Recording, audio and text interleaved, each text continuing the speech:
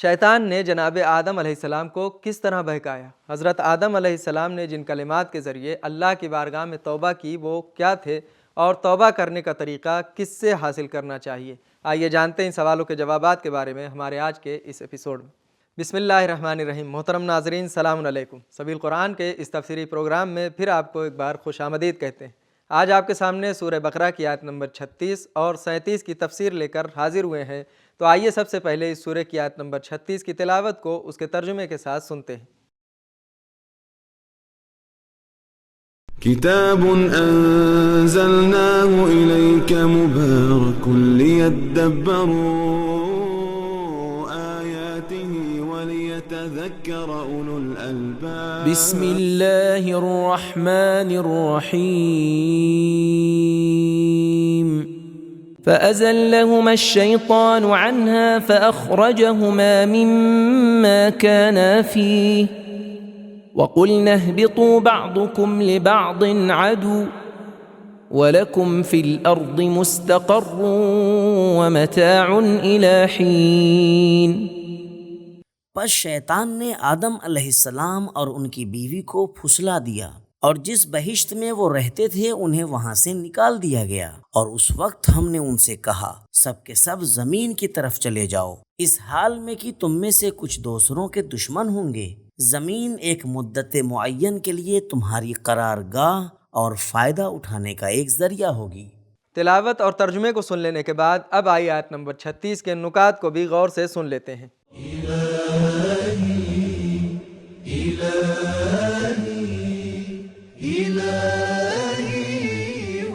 خداوند عالم نے سابقہ آیات میں فرمایا ہے انی جاعل فی الارض خلیفہ۔ اس موضوع سے معلوم ہوتا ہے کہ حضرت آدم علیہ السلام کی تخلیق کا اصل مقصد یہ تھا کہ وہ زمین میں رہیں، لیکن چونکہ زمین میں رہنے کے لیے ایک قسم کی تیاری کی ضرورت تھی، لہذا آدم علیہ السلام کو بھی معلوم ہونا چاہیے کہ وہ مطلق آزاد نہیں ہیں، اس کی زندگی میں امر و نہی اور بہت سے فرائض پائے جاتے ہیں۔ ابلیس انسان کا دشمن ہے، اور ہو سکتا ہے کہ وہ حق کا روپ دھار کر، قسمیں کھا کر، جھوٹ بول کر، جھوٹے وعدے دے کر اور دیگر کئی قسم کی نرنگیاں اختیار کر کے انسان کو فریب دے۔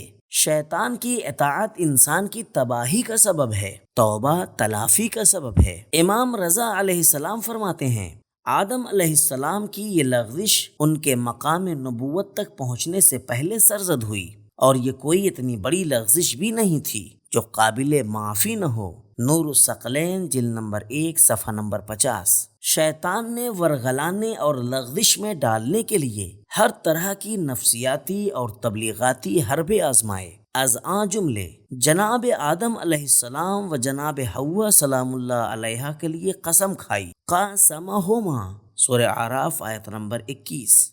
خیر خواہی کا روپ دھارا اور کہا انی لکما لمن الناصحین، میں تم دونوں کا خیر خواہ ہوں، سورہ اعراف آیت نمبر 21۔ ابدیت اور ہمیشگی کا وعدہ دیا کہ اگر اس بوٹی کو کھا لو گے تو ابدی زندگی اور حکومت پاؤ گے۔ شجرۃ الخلد و ملک لا یبلا، یعنی کیا میں تم کو ہمیشگی کے درخت اور ختم نہ ہونے والے ملک کی خبر دوں، سورہ طٰہٰ آیت نمبر 120۔ اس نے جھوٹ بولا اور اللہ پر تہمت باندھی، ما نہاکما ربکما عن ہذہ الشجرۃ الا ان تکونا ملکین او تکونا من الخالدین، یعنی تمہارے رب نے تمہیں اس درخت سے نہیں روکا مگر یہ کہ تم فرشتے بن جاتے یا اس جنت میں ہمیشہ کے لیے رہ جاتے، سورہ اعراف آیت نمبر 20۔ نکات کو سن لینے کے بعد اب آئی آیت نمبر 36 میں موجودہ پیغامات کو بھی غور سے سنتے ہیں۔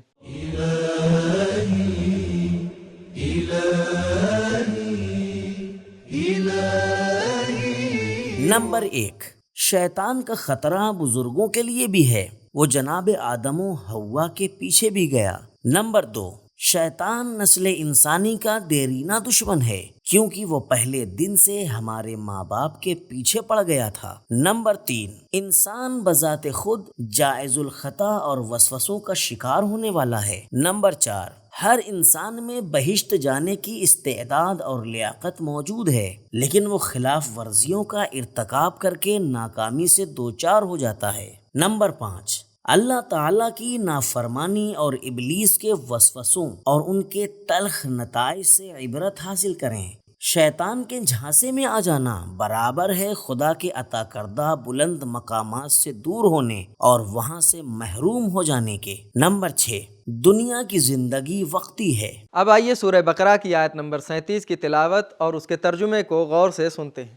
فتلقى آدم من ربه كلمات فتاب عليه إنه هو التواب الرحيم۔ پھر آدم کو اپنے رب کی طرف سے کچھ کلمات بتائے گئے جن کے ذریعے انہوں نے توبہ کی اور خداوند متعال نے ان کی توبہ قبول کر لی، بے شک وہ بڑا توبہ کرنے والا اور مہربان ہے۔ تلاوت اور ترجمے کو سن لینے کے بعد اب آئی اس آیت کے نکات کو بھی غور سے سن لیتے ہیں۔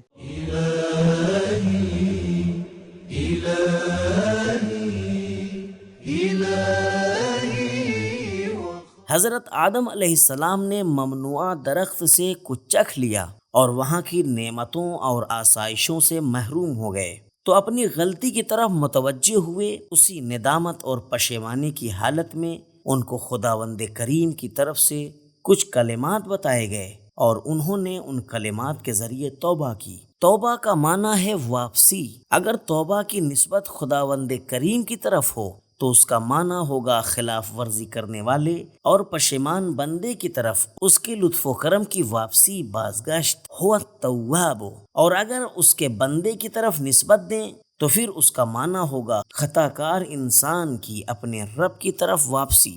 فتاب علیہ، شیعہ اور سنی روایات سے معلوم ہوتا ہے کہ جن کلمات کے ذریعے حضرت آدم علیہ السلام نے توبہ کی اور ان کی توبہ قبول ہوئی، وہ خلق خدا میں سب سے بہترین مخلوق یعنی حضرت محمد مصطفیٰ صلی اللہ علیہ وآلہ وسلم اور ان کی آل پاک کے اسماء گرامی تھے، جن کو وسیلہ بنا کر حضرت آدم علیہ السلام نے توبہ کی۔ تفسیر در منصور میں حضرت ابن عباس سے منقول ہے کہ حضرت آدم علیہ السلام نے اپنی توبہ کی قبولیت کے لیے جن کلمات کی قسم اللہ تعالیٰ کو دی اور واسطہ دیا وہ کلمات یہ تھے: بحق محمد و علی و فاطمہ والحسن والحسین، یعنی بے واسطہ محمد، علی، فاطمہ و حسن و حسین ہماری توبہ قبول فرما۔ در منصور جلد نمبر 1 صفحہ نمبر 60-61۔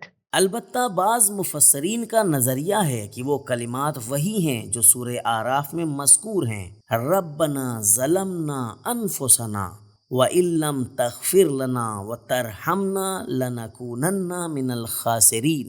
خداوندہ، ہم نے اپنے اوپر زیادتی کی ہے، اگر تو نے ہمیں نہ بخشا اور ہم پر رحم نہ فرمایا تو ہم یقیناً نقصان اٹھانے والوں میں سے ہوں گے۔ سورہ اعراف آیت نمبر 23۔ اس بنا پر اس روئے زمین پر سب سے پہلی توبہ محمد و آل محمد علیہ السلام کے واسطے سے قبول ہوئی۔ نکات کو سن لینے کے بعد اب آئیے اس آیت میں موجودہ پیغامات کو بھی غور سے سنتے ہیں۔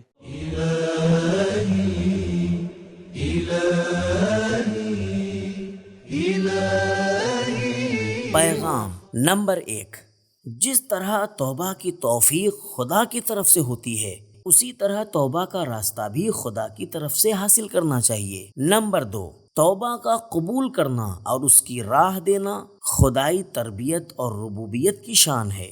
نمبر 3، اتنا لطف و کرم اور توبہ کا قبول کرنا صرف خدا ہی کا کام ہے۔ نمبر 4، اگر توبہ سچی ہو تو اللہ تعالیٰ قبول فرماتا ہے۔ نمبر 5، اگر ہم توبہ کر کے توڑ ڈالیں اور بار بار اس کی خلاف ورزی کریں تو بھی خدا توبہ کو قبول کرتا ہے، کیونکہ وہ بڑا ہی توبہ قبول کرنے والا ہے۔ نمبر 6، خداوند انسان کی توبہ رحمت کے ساتھ قبول کرتا ہے، نہ کہ عتاب اور سرزنش کے ساتھ۔ تو ناظرین کرام، ہم نے یہ جانا کہ جناب آدم علیہ السلام کو بہکانے کے لیے شیطان نے مختلف حربے اپنائے، جیسے قسم کھائی، جھوٹ بولا، تہمت لگائی، اپنے آپ کو ان کا خیر خواہ دکھایا اور کہنے لگا اگر اسے کھا لوگے تو ابدی حکومت کے مالک بن جاؤ گے۔ جناب آدم علیہ السلام نے جن کلمات کے ذریعے اللہ کی بارگاہ میں توبہ کی وہ رسول خدا صلی اللہ علیہ وآلہ وسلم اور ان کے آل پاک کے نام تھے، جس کے ذریعے سے ان کی توبہ قبول ہوئی۔